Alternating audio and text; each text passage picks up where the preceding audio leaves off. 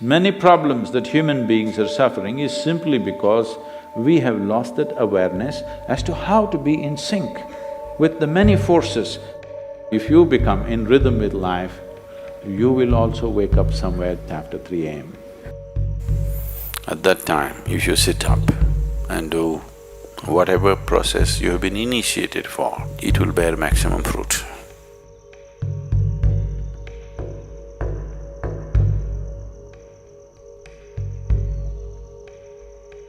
In the way the planet is spinning and what is happening, something very fundamental changes somewhere between 3:20 to 3:40. This is called Brahma Muhurtam.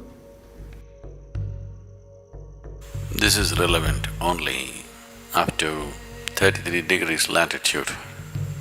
Your system, human system, functions in a certain way. It is a possibility. So, there has been an awareness about making use of this possibility. Your life is a product of many things that we call as the universe, many things that we call as existence. So we are a consequence of a certain phenomenal happening that we call as cosmos. We are not an individual existence. So when you get in sync, certain things will happen. You know, there's a cicadas in where we are in Tennessee, the US ashram, they wake up once in 17 years. Can you beat it? They know it is 17 years and they come awake and they breathe and they go back to sleep. They're keeping time once in 17 years, no alarm bell anywhere. Well, how is this? I'm saying they're in sync with nature. We have lost sync within nature and we think that is our nature. No. All the many ailments, many problems that human beings are suffering is simply because we have lost that awareness as to how to be in sync with the many forces which are making us who we are.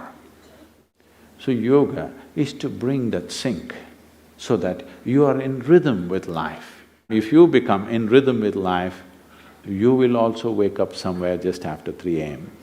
If you're conscious, suddenly a certain spark of aliveness will happen within you. Even if you're in deep sleep, you will come awake. This must happen to you. This means you're falling in sync with it. You're falling in sync with life. So what should I do? Should I meditate? Should I do a kriya? Doesn't matter what. You must do a process for which you have been initiated for.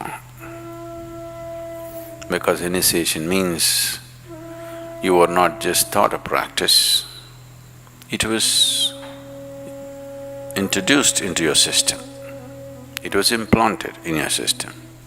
So whatever, if there is a life seed within you, if you're awake at Brahma Muhurtam and sit for whatever that practice is, it bears maximum fruit because of the way the planet is behaving in relation to your system. If you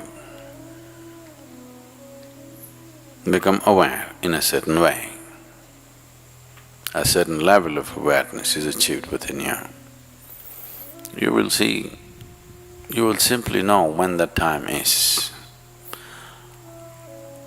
If you go to bed at the right time, you don't have to look at your watch. You will always know when it is 3:40, because the body will behave in a different way. At that time, if you sit up and do whatever process you have been initiated for, not what you picked up from a book, it will bear maximum fruit. The seed will get the necessary support at that time for it to sprout or spurt up more rapidly than at other times. This is only for the initiated. If you're not initiated, you're a book yogi, then 340, 640, 740, not so much of a difference. Sandhya kalas are more important for such people. Sandhya means 20 minutes before sunrise, 20 minutes after sunrise, or 20 minutes before sunset and 20 minutes after sunset. The same goes for noon and midnight, but they're of a different nature. So these two twilights are better for the uninitiated. 340 is good for those who've been powerfully initiated.